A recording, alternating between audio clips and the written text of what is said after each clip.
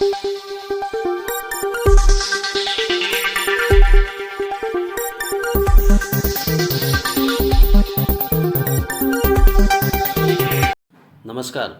Asian news चॅनलमध्ये आपले स्वागत आहे। बागलाण तालुक्यातील जुनी शेमिळे गावामध्ये काल सायंकाळी घडलेल्या घटनेने संपूर्ण बागलाण तालुक्यामध्ये खळबळ उडाली आहे।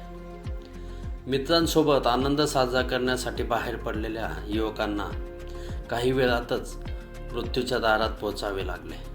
पार्टी दरम्यान दारूच्या अतिसेवनामुळे विषबाधा होऊन ही युवक एका पाठोपाठ एक बेशुद्ध पडले।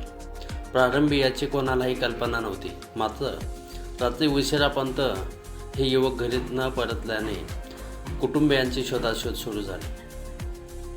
तेव्हा सर्व युवक बेशुद्ध अवस्थेत आढळून आल्याने कुटुंबियांच्या पायाखालची जमीनच सरकली। क्षणाचाही विलंब न करता कुटुंबियांनी त्यांना तातडीने सटाणा येथील ग्रामीण रुग्णालयात दाखल केले। रुग्णालयामध्ये पोहोचताच नातेवाईकांची एकच धावपळ उडाली। काही युवकांची प्रकृती अत्यंत गंभीर असल्याने त्यांना पुढील उपचारासाठी खाजगी रुग्णालयात हलवण्यात आले। सध्या काही रुग्ण आयसीयूमध्ये जीवन मरणाशी झुंज देत असून त्यांच्या कुटुंबियांचे डोळे पाणावले आहेत।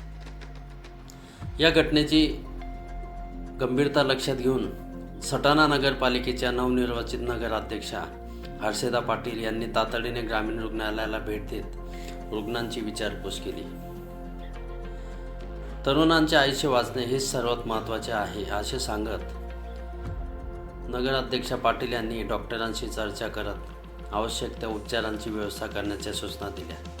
दरम्यान सटाणा पोलीस स्टेशनचे पोलीस उपनिरीक्षक सूर्यवंशी, पोलीस हवालदार विशाल जाधव, रवींद्र शिंदे, सुधीर साप्ते तसेच सिकंदर कोळी यांनी घटनास्थळी भेट देत पुढील तपास सुरू केला आहे। या घटनेमध्ये बाधित झालेल्या युवकांची नावे राहुल रमेश पवार, प्रवीण रमेश पवार, शरद नामदेव पवार, साजन अशोक लोटे, अमृत सदाशिव जगताप, बाळा पगारे असे आहेत। क्षणिक आनंदासाठी केलेली बेफिकिरी किती भयावह ठरू शकते याचे विदारक उदाहरण म्हणजे जुनी शेमिळे येथील या युवकांनी अतिसेवन केलेले दारू।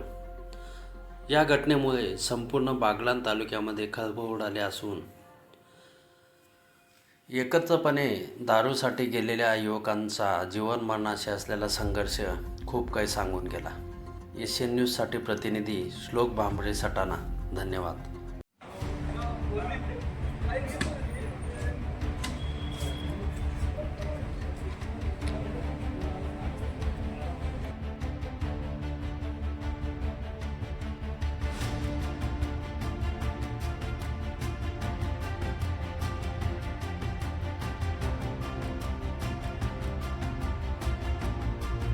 या बातमीपत्राचे प्रायोजक आहेत Jay Shankar Vijayangan senior citizen club आणि शिवसुमन आनंदाश्रम।